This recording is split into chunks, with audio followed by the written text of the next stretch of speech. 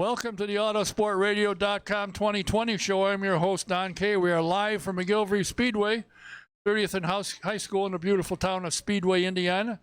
Tonight's show is presented by Honda and Honda HPD, the Indianapolis Motor Speedway, NTT IndyCar Series, and SVRA.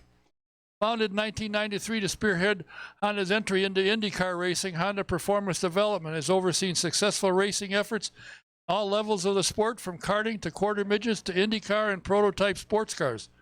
HPD offers race engines and competition parts for the professional, amateur, entry-level racers. For more information about HPD and the company's racing product lines, just visit hpd.honda.com. A couple things to mention in case you hadn't seen it this weekend. The Wayne Taylor EPI team won Rolex 24, and one of the drivers for the third winning was Scott Dixon. Scott is now leaving, or is on his way to Australia. Yeah, on his way to Australia. And for the bar horse, a 12-hour race, so that's a dandy. Up one side of a mountain, down the other. So, my next week's guests have the president and CEO of Penske Entertainment scheduled, Mark Miles. I have the NBC producer of IndyCar television, Mr. Terry Lingner, who are scheduled for next week. Should be how NBC loving it, and of course, want to see what changes are going to do on the table for IndyCar with the new stewardship of Roger Penske and Company. I'll remind you, if you are of a dentist, and everybody just loves a dentist, you got to go to the best. That's Dental Group, located at 9300 on Meridian Street, north side. Dr. Jack Miller and his wife, Dr. Liz Lewis, have a phenomenal practice. Make an appointment. Call 317-846-6125. And we have a new computer guy called Affordable Computer Doctor, or A+ Affordable Computer Doctor, Steve Freeze. Call the old number from prior, 317-328-0766, and if need be, he'll come to you. I want to remind you that if you want to get a ride in a two-seat IndyCar and find out what these people like about racing IndyCars, call the Indy Racing Experience, or go online at IndyRacingExperience.com, and in the promo box, put the very clever initials DK1 for a 50% discount. And if you should happen to own or want to buy a vintage Indy car or open wheel car, sprint car, midget, whatever, place to go to either buy or to have yours restored, of course, is the Grand King Shops at 8155 Crawfordsville Road. Give them a call. If you're looking for a car, they'll find one. If you want yours restored, they can do that as well. Call them up, 317-820-3595. Now, my first guest is a gentleman that's, I don't know, kind of new to the sport. Young kid, getting his feet wet. This coming May will be his 53rd consecutive Indianapolis 500 as a worker. Member of the technical committee. All those years, there's got to be some stories. Welcome, Mr. Steve Jordan. Thank you. What prompted you 53 years ago, or 52 and a half, to get involved in motorsports? Did you drive as a kid? I did later on as a kid. I really kind of started getting involved with loving racing through my dad. My dad was, and his uncle were at the Speedway back 30s. It's way before my time, but A little bit before. a few times. Yeah. Actually, his uncle was a riding mechanic and was killed in the 33 race. He and Les Spangler had a wreck in the first turn, thrown out of the car. Were actually killed on the racetrack. My dad had basically been working on cars, building race cars. Kind of as a side note, a hobby, a passion, as we have. And so he more or less kind of stayed around racing and enjoyed it. And then years later, in 1949, I was born.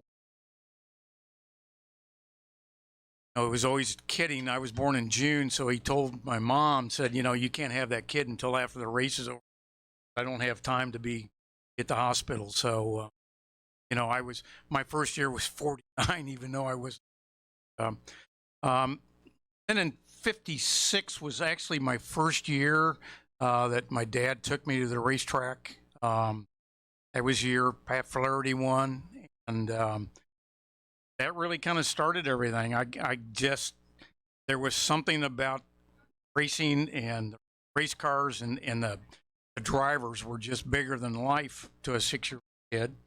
So I just started to hang around there, and on the weekends, as I got older, he pretty much let me. And back then, you could. It was safe enough that he'd just turn me loose and say, don't get in trouble, and I'll see you at 6 o'clock. Well, okay, I didn't get in trouble, but that I'm going to tell about. So, I'd just start sneaking into the garages, and I'd get kicked out this gate, and then I'd sneak in that gate, get in the garages, and I got to know a lot of because of that, just got to know a lot of the mechanics and some of the officials. They would hide me so that yellow shirts wouldn't find me, and I'd sneak into another garage, and watch, observe, and kind of start learning as a kid in my teen or 10, 11, 12 years old. And I just kept hanging around, and probably was a pain in the ass to a lot of them, but when I got to be 17 in college, I went to Marion College, which is after 30th and Cold Springs, and as a freshman, I knew the cars were running, so I'd always schedule my classes so that I could get out to the speedway all day long, and I'd do classes early in the morning and then maybe late afternoon or evening, so I could spend most of the day at the racetracks, and kind of got taken under the wings of a lot of the riding mechanics that had become officials and my dad, and just kind of kept working my way up. Now, when you started at the Speedway, did you have to get special approval of your parents to be able to be there? Because I think you had to be 21 at the time, if I'm not mistaken. Yeah, USAC was 21, and my first year I was actually 17. My first race that I worked was 1968, so I was 17 years old, and it was kind of, we kind of lied about it on my application. And, Oh, really? kind of, yeah, in 70, Silverman was technical director when I first really started working, and then Frankie Delroy was there, but he became technical director in 1970, and Frankie took a real liking to me, whatever reason. That's funny, because he didn't like a lot of people. A lot of people he didn't like, but he and Clay Ballinger, who was another riding mechanic, and my dad. So the three of them really kind of tuteled me to learn and showed me a lot of the things that were necessary to be on that side of the fence as an official. And so in 1970, after the race was over, Frankie was the technical director that year. It was his first year, and he came to me and he said, he said, I know you're young, but he said, you're working hard and you're always here, and I'd really like to have you on the tech committee. And I said, well, Frankie, I'm only 18 years old. And he said, oh, hell, don't worry about it. He said, the Rathmans, they lied about their ages for years, so if they can lie, we can lie about your age. So it was kind of one of those things that, okay. So from then on, I was on the tech committee and always was kind of kidded that, I was the young kid on the block. So we'd have a Christmas party, and obviously I'd get a stuffed toy or something as a Christmas gift, like, thanks a lot. But it was a very good opportunity that started back in those days. It's continued on. And some of the things that happened to me over the years have been very enlightening. Real dandy happen on occasion. Yeah. Basically, my dad ran qualifying for USAC at the Speedway, And so I started working with him in qualifying. And, but to go back a couple of years before that, in 1967, 1968, my first 2 years, I just was a runner because pit stops were done by paper. The recording was done, so we'd pick up the pit stops from the USAC officials in the pits and run them down to the start finish line. But at that time, there were phones in boxes, and you might remember this, on the fences. So it was like, well, if you ever have a problem and you need to get a hold of somebody, just use one of those phones. Well, the damn things didn't work. It was like, hello, hello. And they didn't go anywhere. So that was in 67. So in 68, there was a bank of those guys sitting up by the starting line, had headsets on and so on and so forth. So Frankie at that time said, I want you there. I want you up there. So Dennis Hunley was there also. And so on race day, we're on headsets up here by the start finish line. And we're thinking, this is really pretty cool. I mean, this, and I'm thinking 18 years old. I mean, this is great. Dennis looked over at me and he said, your headset work? And I said, no, does yours? And he goes, no. He said, what the hell are we going to do? And I said, we'll just sit here and act like we're doing something. Race. I mean, there wasn't anything that we could really do because we weren't plugged into anything, it turned out. Just sitting up there with headsets on, kind of waving our hands now and then and acting like we were doing something. Did you enjoy the race? Yeah. Okay. Yeah, it really wasn't a bad race. Okay. In 68, Bobby Unser won. And, it was a good time. Good time. In 68, I figured out how to sneak into the garage area. It's not like it was now. No. But back then, I tried a couple that didn't work. So I said, I got this figured out. I went and bought a Firestone jacket. I stood along gasoline alleys. They're coming out of the pit, waited for some guy to drop a rag, and I couldn't. So I went, grabbed him out of a guy's pocket, put it in mine, and I went. I wiped my hands off in the rag, and they just never said a word. In I'd go. I always pretty slick. It was, and I always, even in the young years, I always figured out that if you look like you knew what you're doing and you were going somewhere, don't look like you had deer in the headlight looks, but you could get away with doing stuff like that. Oh yeah. I mean, and but then I'd get caught, get kicked out of the garages, sneaking another one.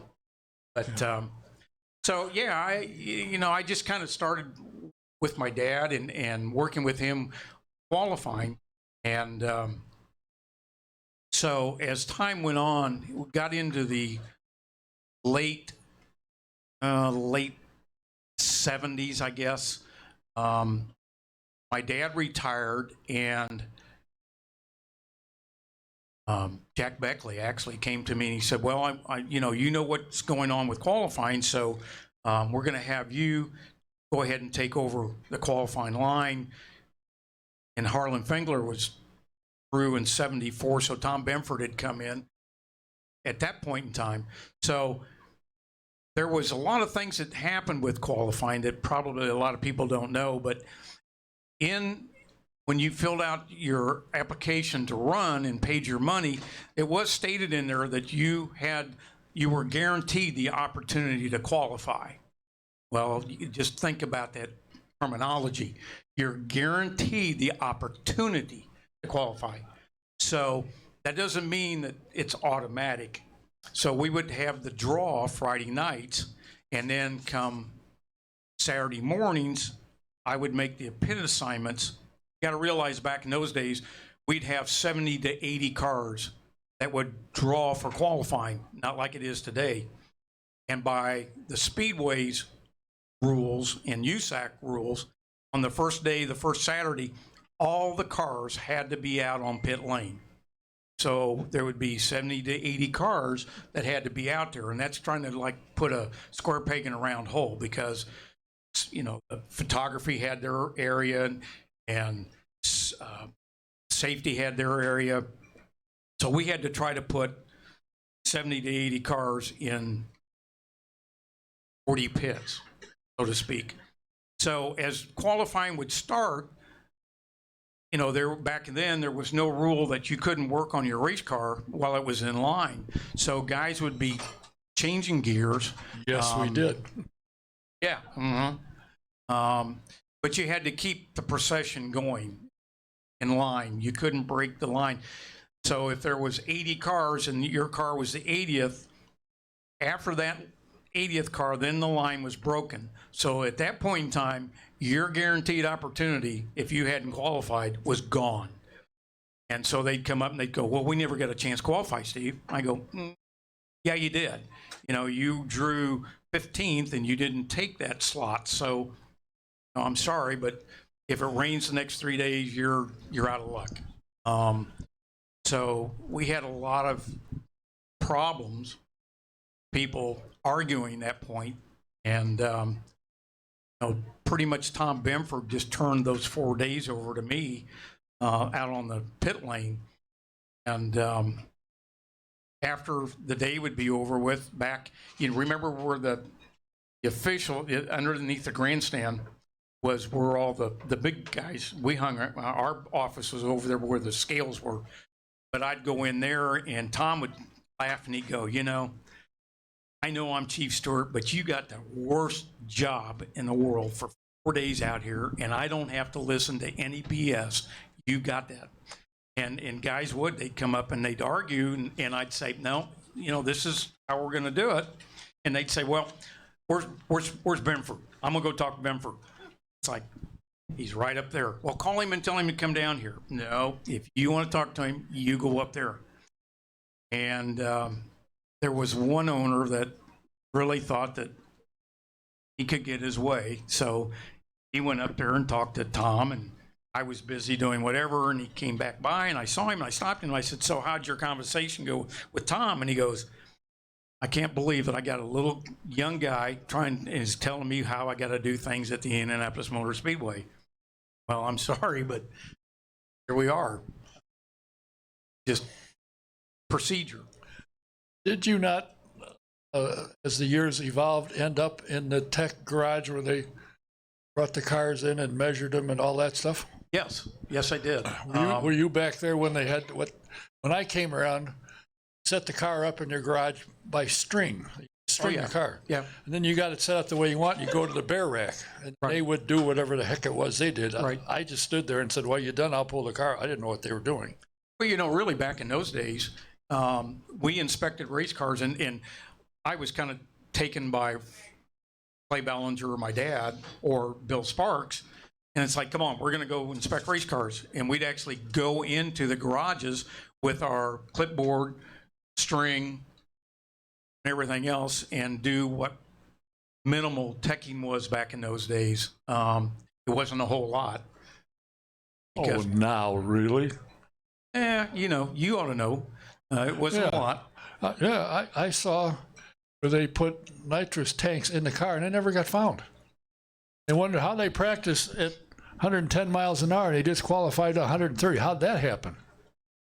We did find some. Oh, yeah, a few. There were some that we never, but you know, the nice thing about that was that even as of today, most of the teams will police themselves. So if we know, and there's plenty of times we know that a team or whatever is cheating, I hate to say that word, but yeah, it happens.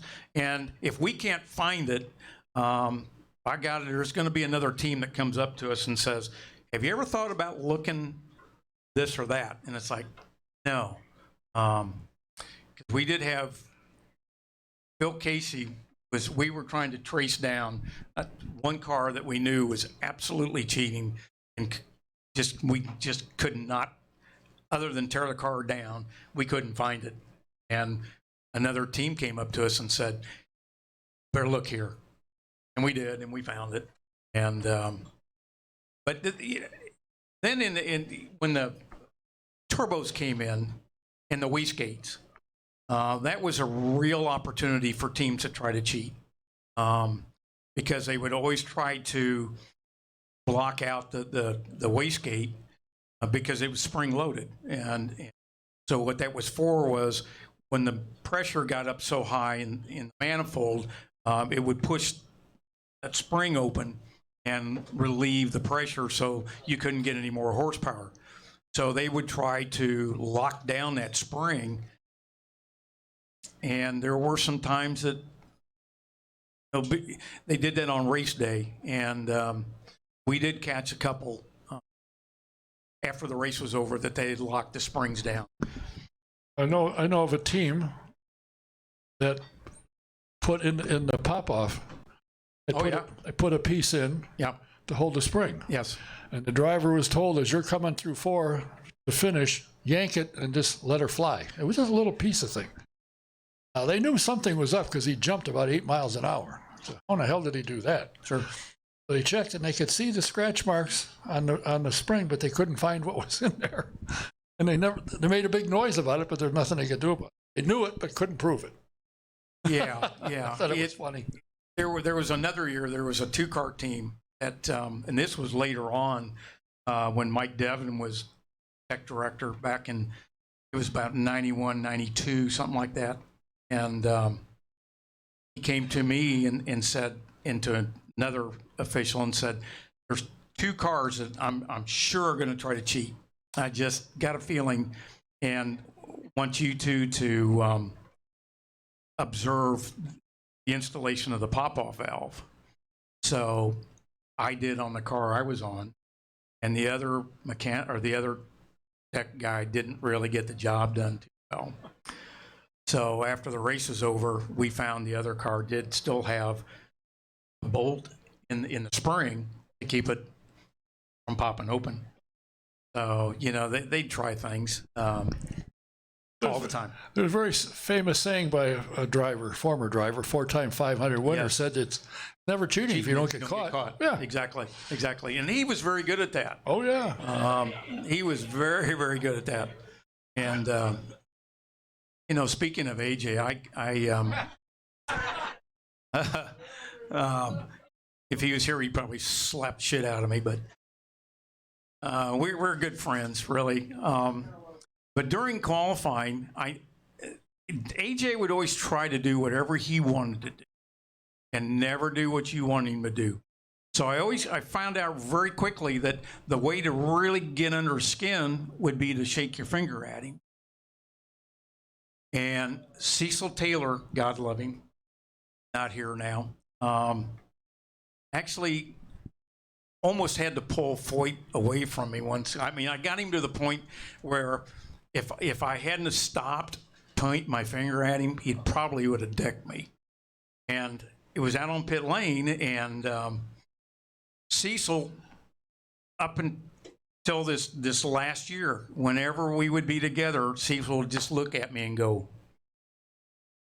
And we both knew what that meant. You know, it's like, young man, you're pushing the envelope. But you know, they just those kind of times. Another year, I was out in pit lane during the race, you know, and we had 2 or 3 cars. There would be, you know, an official, and we would be out over the wall officiating the pit stops. And AJ was one of the cars I had, and Cecil was changing the right front tire for that race. And AJ was coming in for a pit stop. And this is all on ABC too.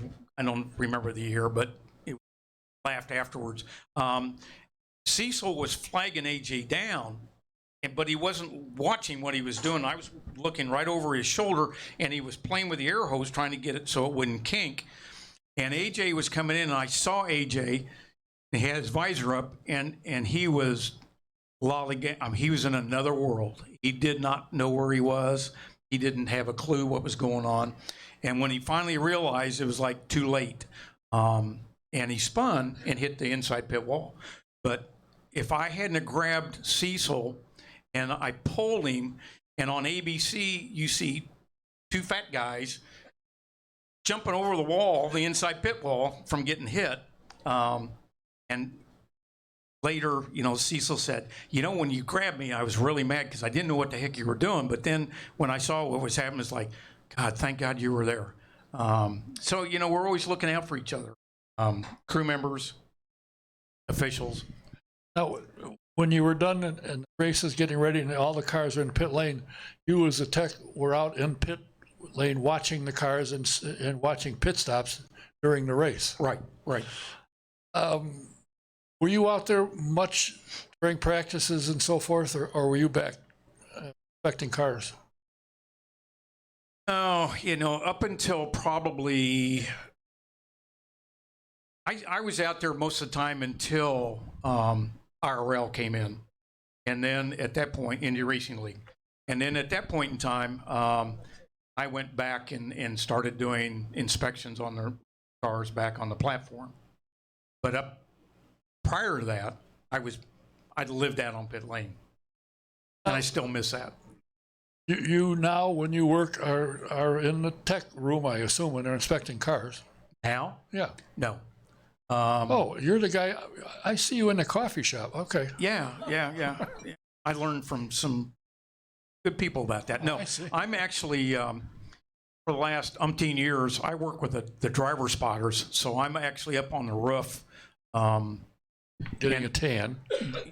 Yeah, watching videos. No way, but I'm in communication with race control. So if a spotter has a problem, the driver has a problem, gets with the spotter, radios the spotter talks to me, I go to race control. Vice versa, race control might have a problem, especially during the race with a car, and they'll radio, there's one of us in turn 1 and one of us in turn 3. So we're actually in communication with spotters and the drivers. Problem with that is, the general answer that we always get is, Poncho, for example, will say, well, I'm not driving the damn car, so I can't do anything. Well, tell your driver that race control wants this done or wants that done. But it's true, they're not driving the car, but they can relay that message. And if it goes long enough, then we can kind of threaten that we're going to black flag, something like that. What are some of the sillier things that's happened over 53 years? The best one that I can really remember was probably 75, 76. Frankie Delroy was tech director, and he took no prisoners. I mean, this guy was spot on, but he was gruff, but God, I loved him dearly. And I was one of the officials out in pit lane, and before the race, I went up to one of the teams, and they hadn't grounded their fuel tank. So I told the chief mechanic, I said, you got to get this thing ground. And it's like, well, we're busy, and we're trying to get, we've still got a few things to do on the car, and blah blah blah. And I said, no, you got to get tank grounded. So this went on all race morning, and nothing happened. So Frankie came by and he said, how's everything going? I said, I got this problem. So I explained it to him. He said, I'll tell you what you're going to do. He said, and don't you deviate one bit, but you go up that chief mechanic and tell him it's okay. Don't worry about it. Get it after the race starts. Ground it after the race starts. And I said, really? And he goes, what am I telling you? I go, okay, all right. He said, just tell them that they can ground it after the race starts, but when the green flag drops, you're going to have that car black flagged and bring the driver in, and he's going to sit here and watch him ground that tank. He said, I'll guarantee you they'll ground it before anything happens. So I said, okay, yeah, okay. Really? And he goes, yeah. So I did. I went up, and you'd know who the chief mechanic is. And I went up to him and I said, hey, bud, don't worry about it.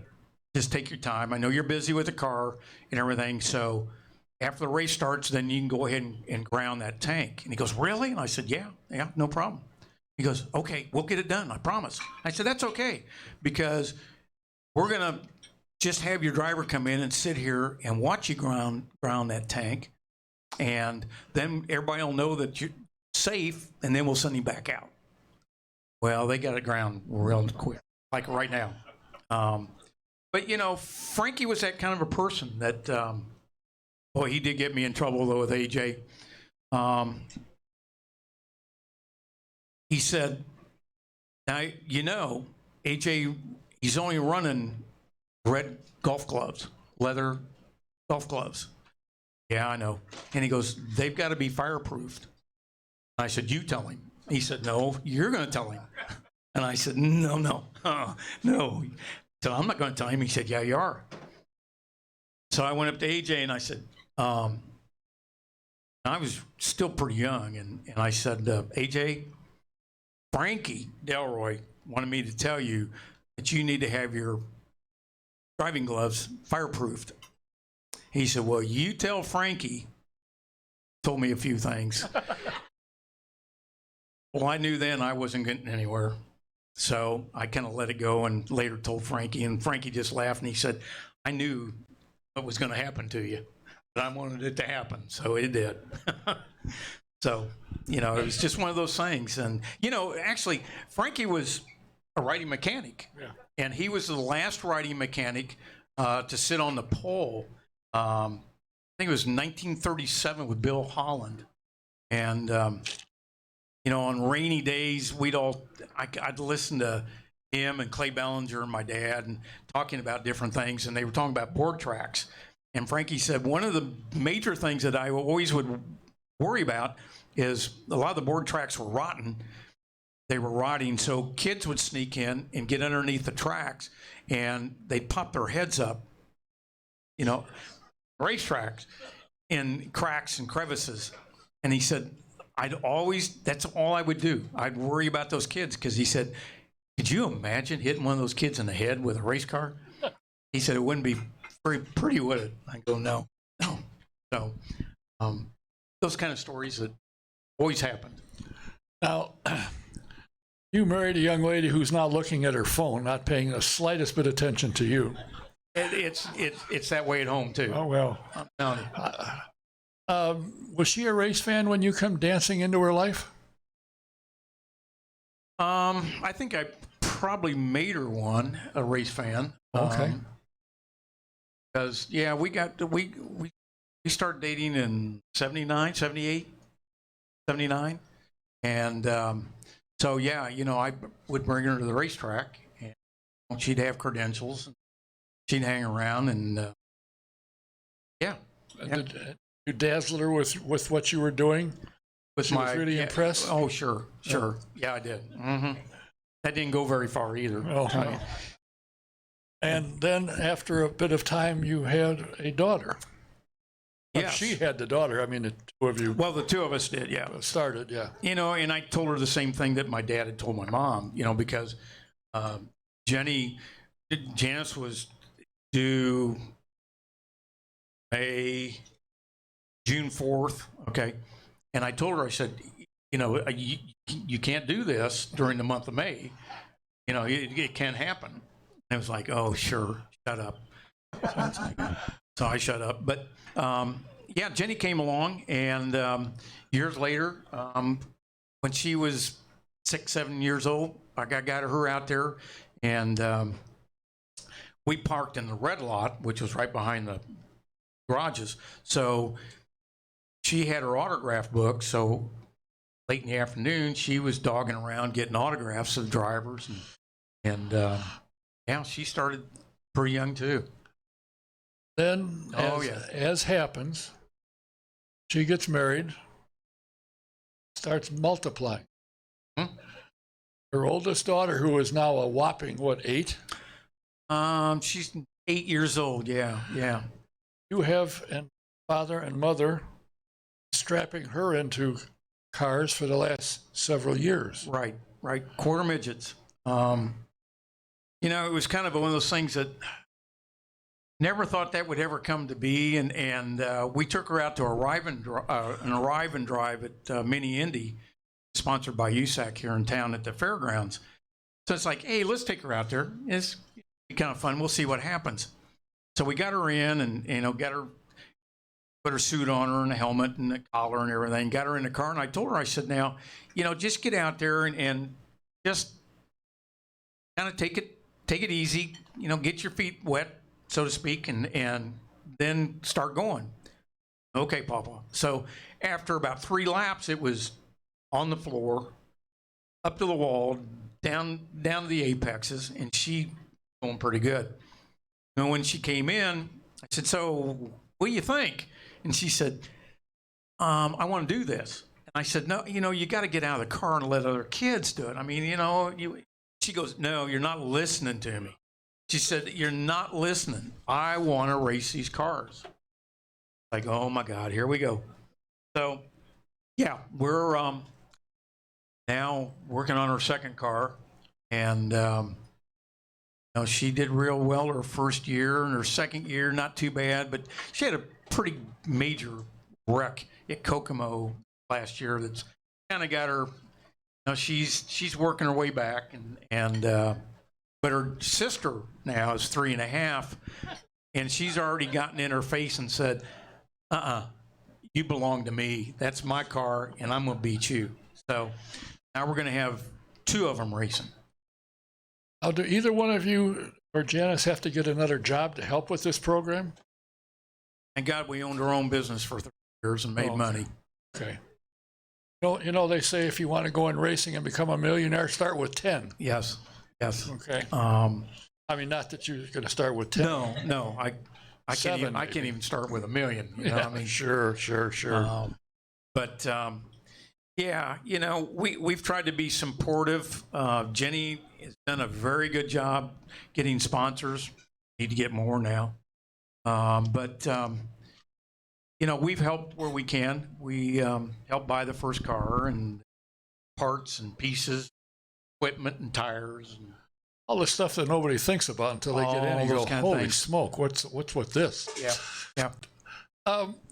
Do you don't go to any more races except as a worker anymore, other than the speedway? I think now it's kind of hard because of being at weekends racing quarter midgets. But I'm probably like everybody that's in here that's a race fan. That it gets in your blood, and it just never ever goes away. And the older I get, the more I miss it. I still do Indy, but that's all I do now. And I look back and think, God, I just wish I was at every racetrack. But I think we're going to start going to a few more. I know you and Charlie was the same way. You guys used to go down this time of year down to Florida for speed weeks, see the short tracks. And visit all that, and then go to somewhere they got these cars that run into each other from time to time. For 500 miles, takes 2.5 weeks to finish or whatever. I fall asleep halfway through. Oh, you're talking about Daytona? Oh yeah, that one. Yeah. I forgot the name of it. Yeah. But you've kind of curtailed a little bit on that last couple of years, I assume, because I see you around, so I figured you haven't left. Although going down this year, aren't you? Well, no. Oh, that's what I said. No. Yeah, no. We were, but we're not. But Dennis Hunley and I, which most of you knew, Dennis. Obviously, we met clear back in 1967, and I was an only child, and so I didn't have any brothers or sisters, obviously.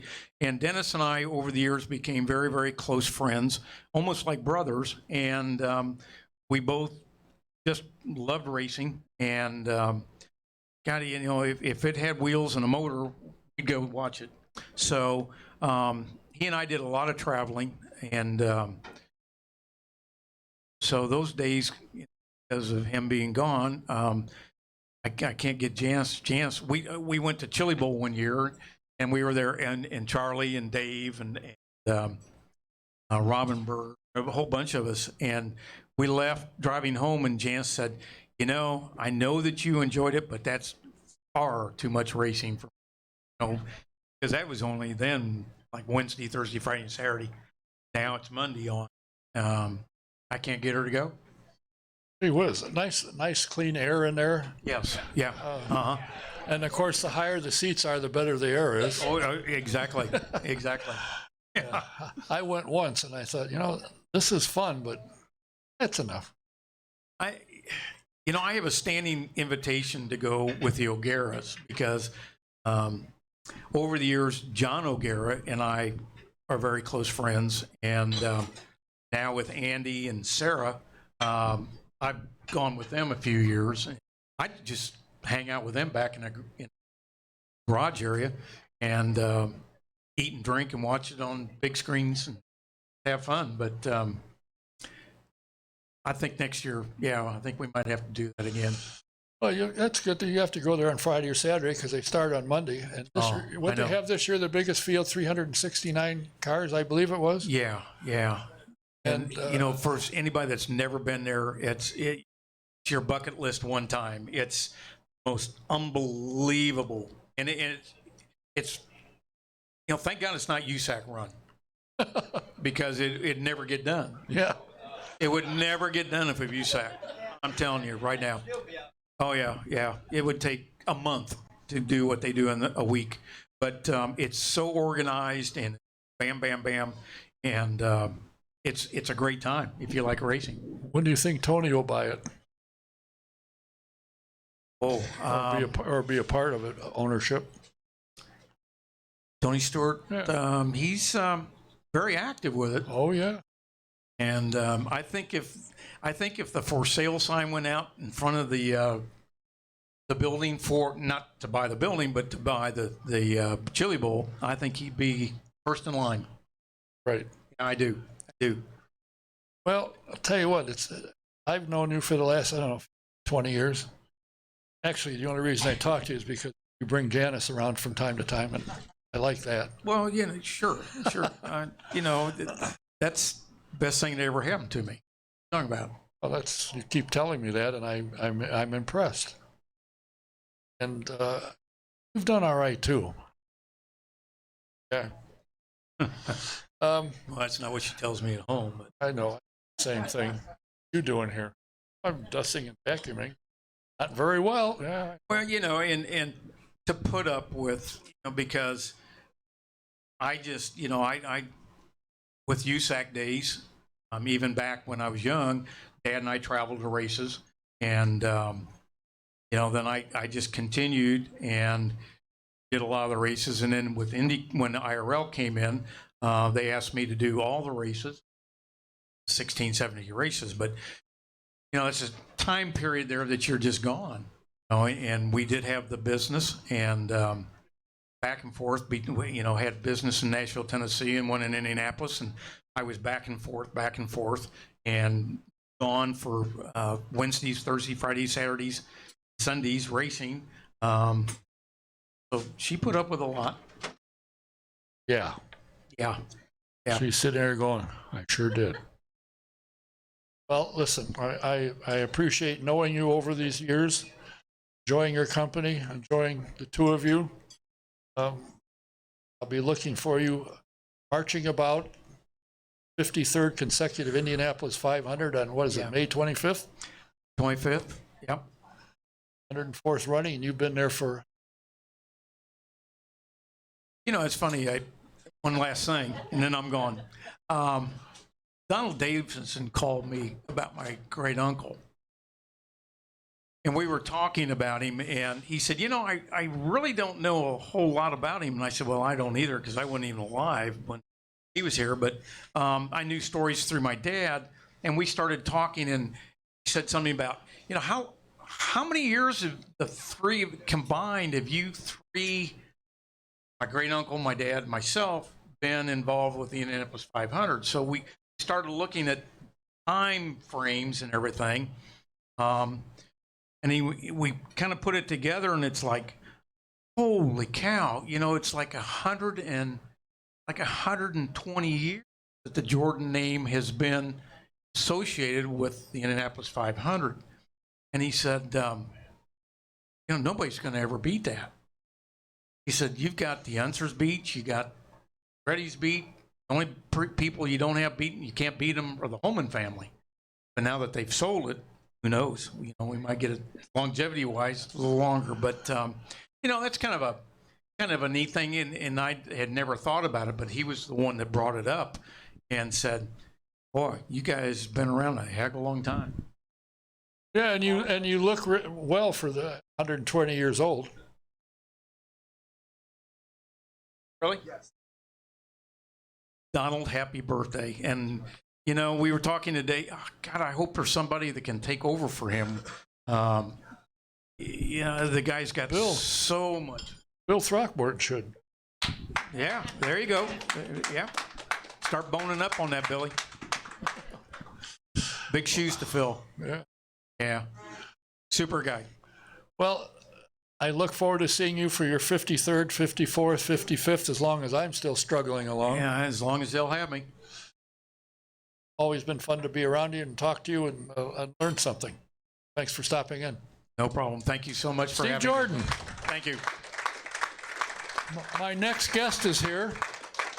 And as he works his way up this way, I will tell you that if you're looking for insurance for your home, your car, or your commercial property, there's only one place to go, and that's the VP Insurance Company at 5004 West 16th Street in the beautiful town of Speedway, Indiana. They will cover you. They will get you best product, best coverage for less money. Got to call Mike Pardee. His number is 317-248-0070. Get a quote. You're going to be surprised at what he's got. That's VP Insurance, 317-248-0070.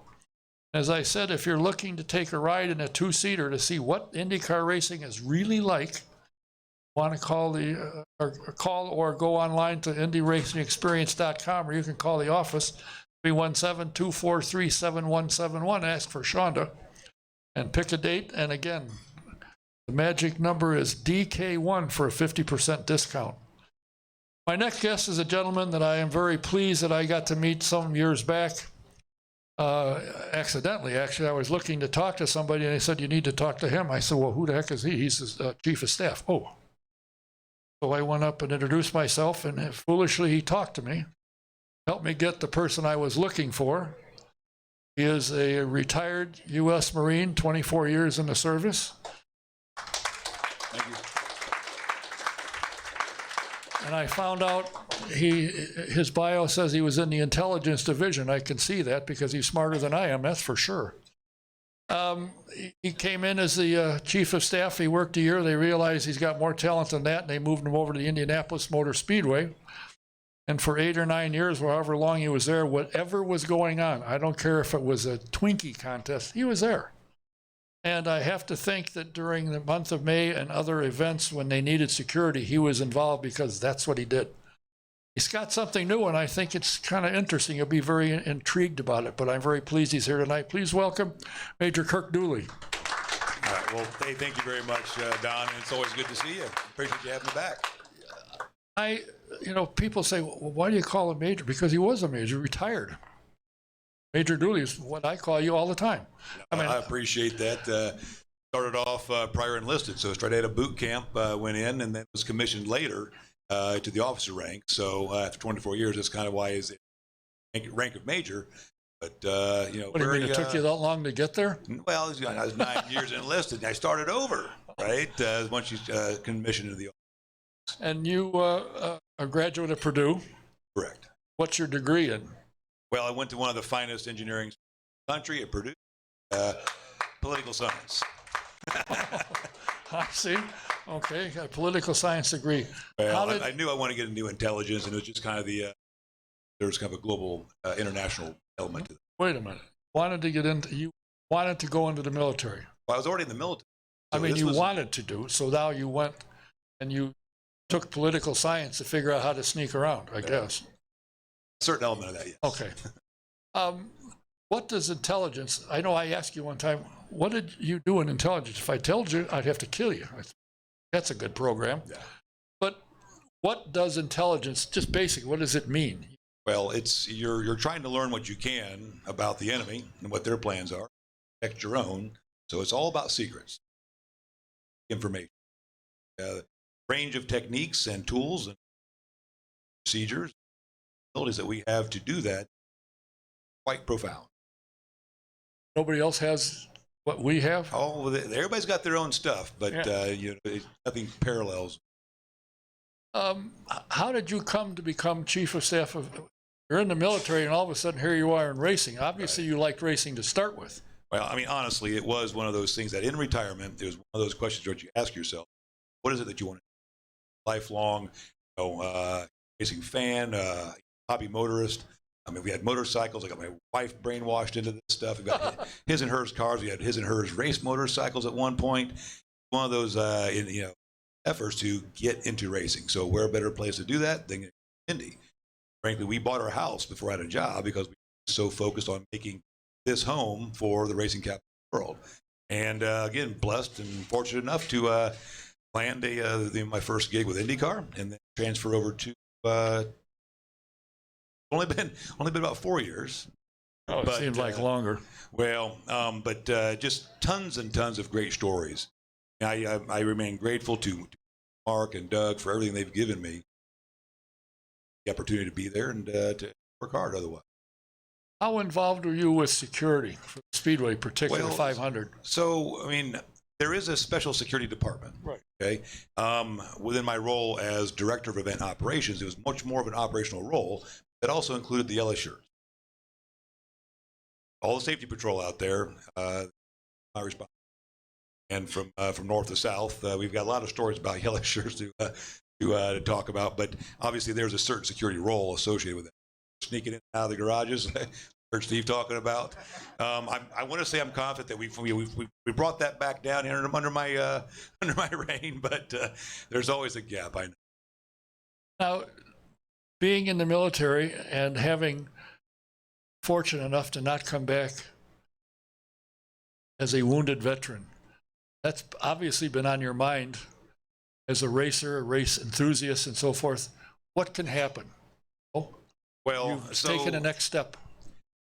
The wages of war and the toll of the last nearly 19 years of combat have been very high on our veterans. And while I was fortunate enough to not have so many of out there, a lot of other guys aren't that fortunate. A lot of close friends, a lot of teammates weren't as lucky, back unscathed, and that's has weighed on my mind. And something that became a passion project for me was my ability to ignite my passion of racing, my position within the motorsports industry, and my background within the military, and try to combine those things. So last year we hatched a plan that we were going to form a veteran race team and compete in the Champ Car Endurance Racing Series, and we chose the Champ Car race because it's between 10 and 24-hour races. You get multiple drivers.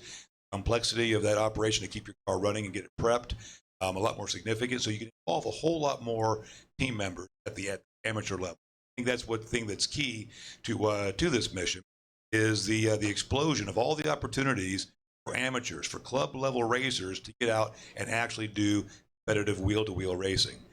Whether it's a number of series or just SCCA as well, that enthusiast level of action, I think, is a lot.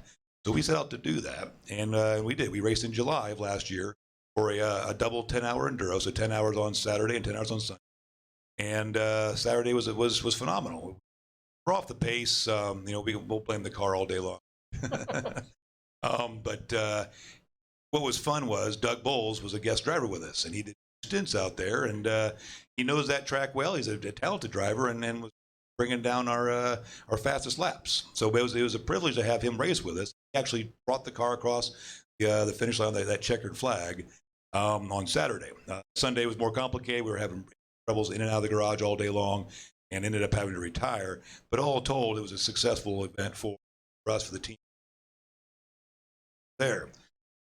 Now, something I think that was an outgrowth of this effort was not only did we recognize the value of motorsports, we call it motorsports therapy, because for a lot of vets, there's a lot of invisible wounds too, whether it's PTSD, there's a lot of things that can influence that. You put the focus of racing, power of motorsports in front of them, captures their mind and pulls them out of the right track. One of the just a quick anecdote on that is one of the partners in this endeavor. It was a left leg amputee below the knee, so he could still clutch, but he had ballooned up about 300 pounds. He was wandering, lost in kind of that transitional life. And when I met him and we hatched this plan for last year's July race, he dropped 90 pounds in 7 months. because he was alive again. He was back focused, and there is something very powerful about anticipation in my mind. So you might only race a few times a year, but I think most people in this room understand how important racing and competition can be. That combination of man and machine, even if it's just anticipation of the upcoming race, keeps you focused. So that was a big part of trying to grow a program that got more vets on the wheel at a competitive, albeit amateur level. The other piece of this was a lot of close friends from my last unit with MARSOC. Derek Herrera, shot in the spine on a rooftop in Afghanistan. Matt Lampert, double above the knee amputee, that deployed back to Afghanistan 2 years, his IED explosion, to serve as an executive officer in the same Helmand Valley province that he lost his legs in, and went to go serve as a team commander once one of the other captains was killed. They had to replace him. So some remarkable guys. I was like, well, why don't we get these folks? So I started going on a search for hand control. That's something that we know exist. They have them in their vans, their trucks, but when you apply that to a racing application, a truly competitive racing application, they don't work. Most of them have push twist type of levers that are very mechanical, and they rely on an automatic transmission. And while there are examples of automatic transmissions out there, as a rule of thumb, at least for the affordable level, automatics don't last on our endurance race at 93 feet there in July. Torque converter, there's a lot of engineering that I'll bore you to death with, that an automatic transmission is not a viable option typically. So set out on this mission, let's get some hand control. Simply that project has turned out to be much more difficult than we would have thought.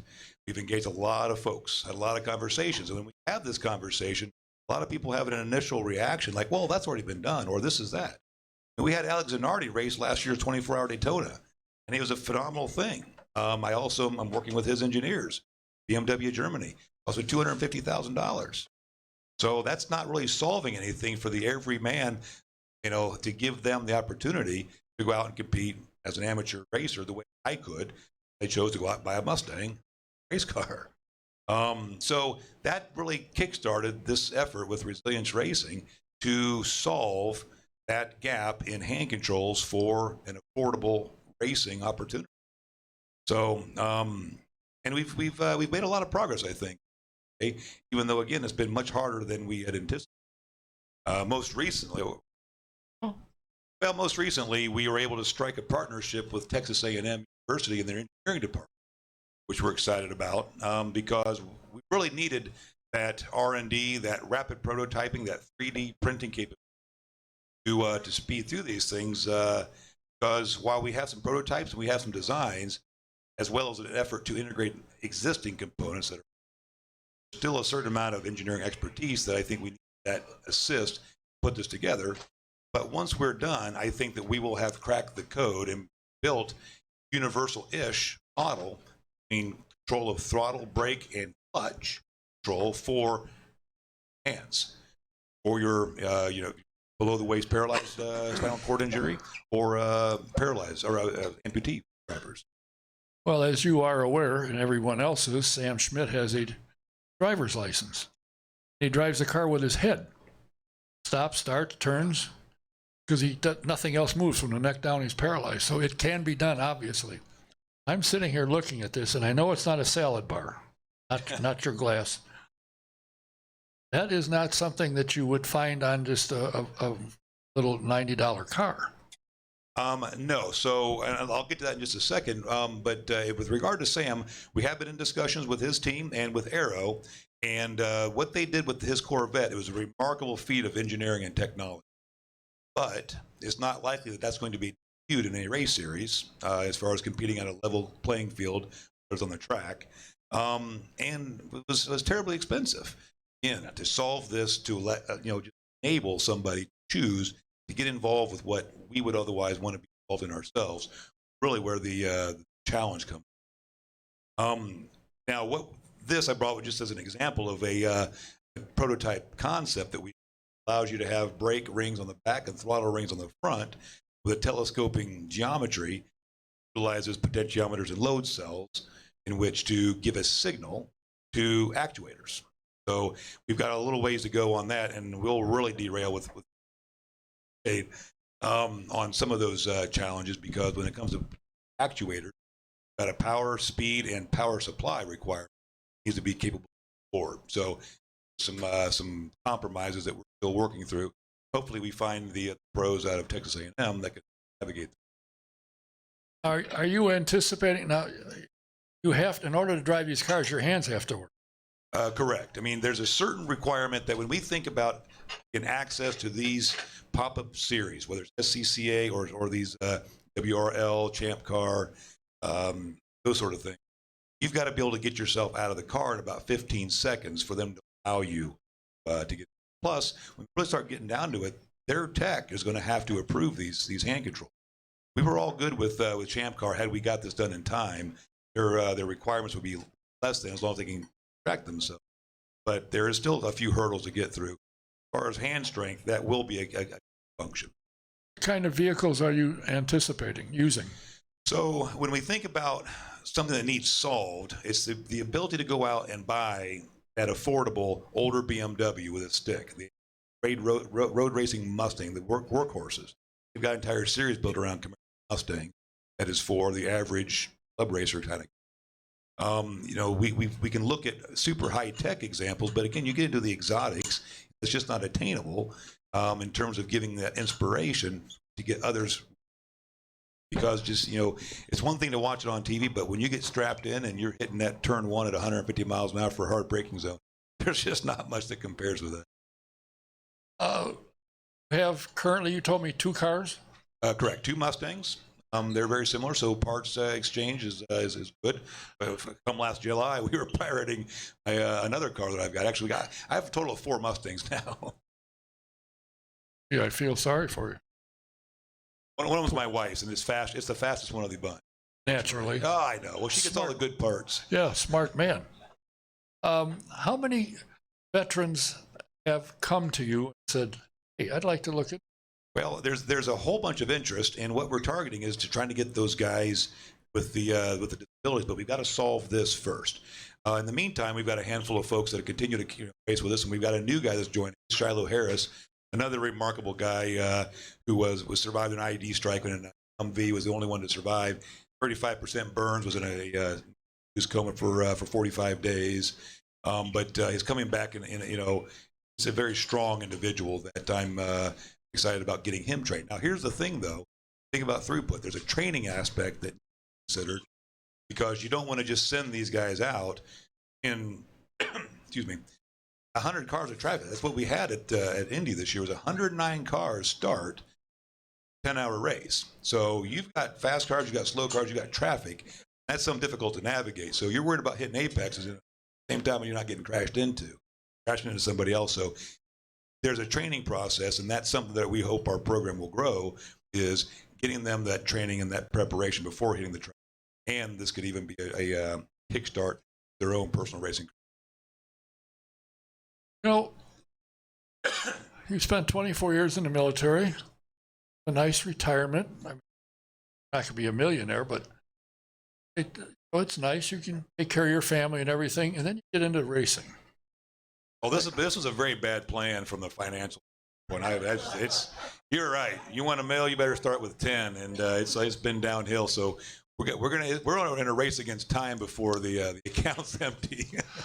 Are you finding difficulty getting sponsors? Anybody to back you?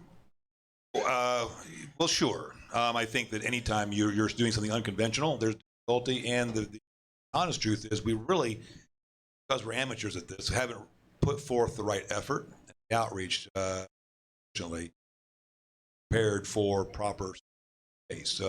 That's something that we're fixing. We're getting more mobilized and getting dominoes set up in a fashion. But yeah, it's sponsorship is what to drive getting higher throughput of able-bodied veterans through the programs today, and for the innovation costs, even with the Texas A&M, and as great of a partner as they will be, they're not going to write checks for hard costs. There's bills to happen.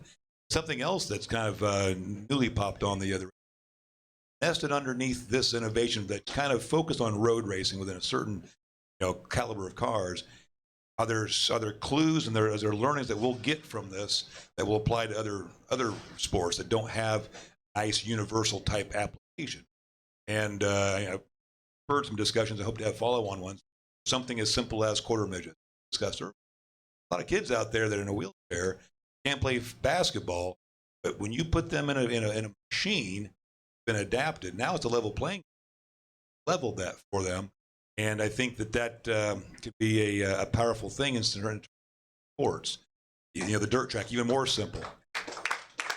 I mean, it's just the idea of, as important as being able to participate in racing is for me and any others, the idea of breaking down that barrier, show a path for a lot more others, I think is a very, what I'm chasing right now. Strangely enough, since I talked to you and you told me what you were doing, and after I got rid of the tears that you were leaving, I've been noticing these Shriner ads and St. Jude ads with these young kids, and I'm thinking, I thought about this.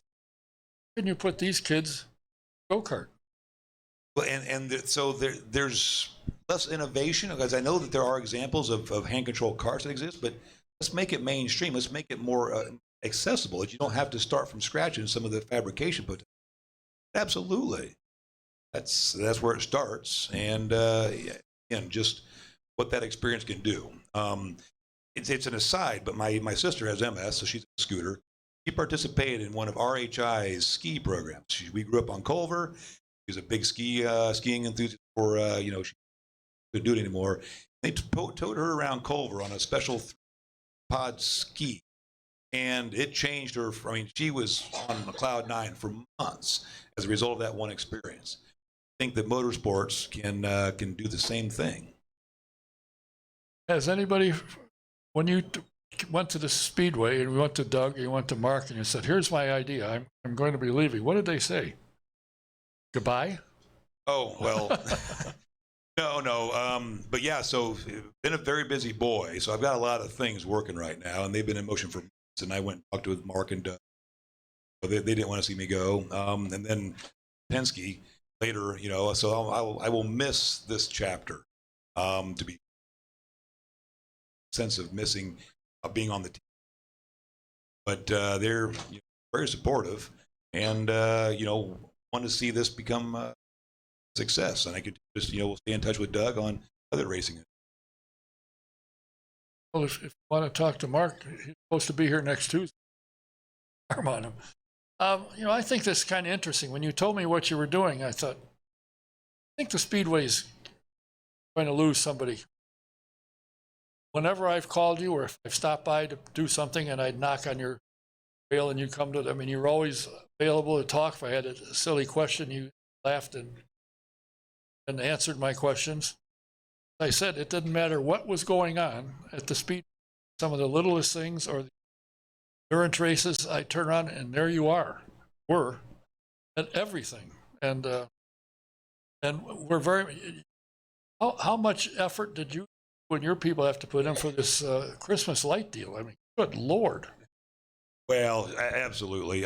What I will say is that, the idea of chasing some important and fun things in racing, I'll joke that running ops up in the pagoda, up in Pagoda 9, the 9th floor, I look out over 988 acres of problems, and not one of them had to do with a race car. So that was something that I really tugged to get back on the ground for something like that. But I built a strong team, and they're going to be able to run with us, and they are. Stay in touch with them. I get a lot of calls, but the idea of transition and continuing to move forward, and see those folks elevate, to grow in their responsibilities. It's all part of the plan. It's what I did for 24 years. You grow your replacements, and in this case, it was 3, but they needed a place to grow. So it's all a good thing. But the lights, 40 days and 40 nights was more work than you might think for staff, and making sure guys show up every night to go stand out in the cold for a few hours. It worked. But there's great things happening at the Speedway. They really are, and I'm proud to have played, I think, a great part in that over these last several years. Look forward to staying there and just being the other side of things.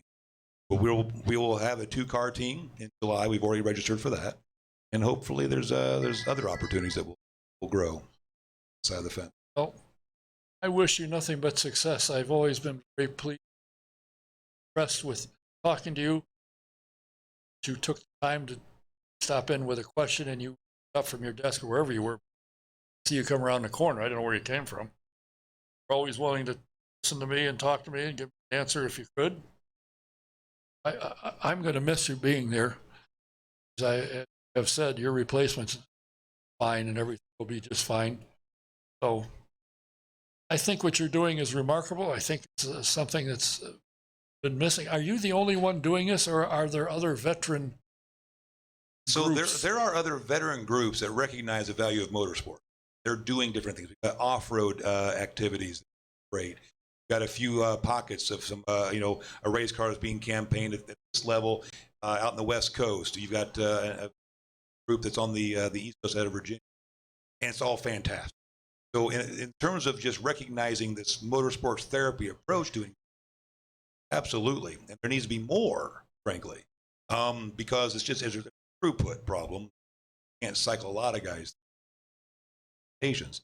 So that's happening. When it comes to the innovation to try to solve this, gives a roadmap for masses, not really. And if it's happening, please tell me and let me just write a check so we can get our guys racing.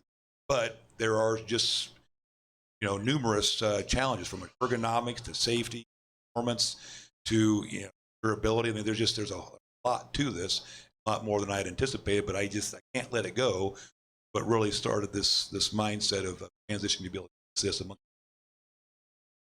And I'm sure everybody listening will agree. We wish you nothing but the best. I will, unfortunately, if I know how to get a hold of you, I will check in every so often, see how you're doing, and look forward to. Was it in July? Running? It'll be September. Out at IMS. We've got another race up in Road America, April. That's when with some. Good. I'm going to keep up and see how you did at Road America, and we'll look forward to seeing you in September at the speed. I'd love to come back and show you what the final products are. Fine, we can do that. Well, I want to thank you for your time coming here. I appreciate it. Interesting. It's been very quiet in here, so people are listening. Thank you. Thanks for being here. Major Kirk Dooley. Thanks for being here. A couple things to remind you or mention to you, besides the fact that our guest next week will be the president and CEO of Penske Entertainment, Mark Miles, and the producer of IndyCar television for NBC and NBC Sports Network, Mr. Terry Lingner. If you haven't been over to the museum yet, you got to go there, because it's called the Vault display. All the cars that have been underneath the building are now being rotated up through, and you get to see them. And they just completed, I understand, the restoration of a Dan Gurney car. Wasn't cheap. And it will be available. So if you get a chance, go over to the museum, check it out. And when you walk in the front, you'll see this lovely blonde sitting there. Don't mention my name or she'll throw you out. Get over there and check out the display. And for those of you in here, if you want to get the latest and greatest from the Gateway, now called the Worldwide Technology Raceway, the 2020 Fan Guide, there's some copies up here. Come up and help yourself. And should you happen to need a paring knife, just so happens, a friend of mine who's a Cub fan, so it doesn't count much, is one of those storage locker buyers, and he bought a bunch, and I've got 5 left if anybody's interested. Help yourself. So thanks for being here. Thanks for watching and listening. Until next week, we'll be back. See you then. Don K saying good night.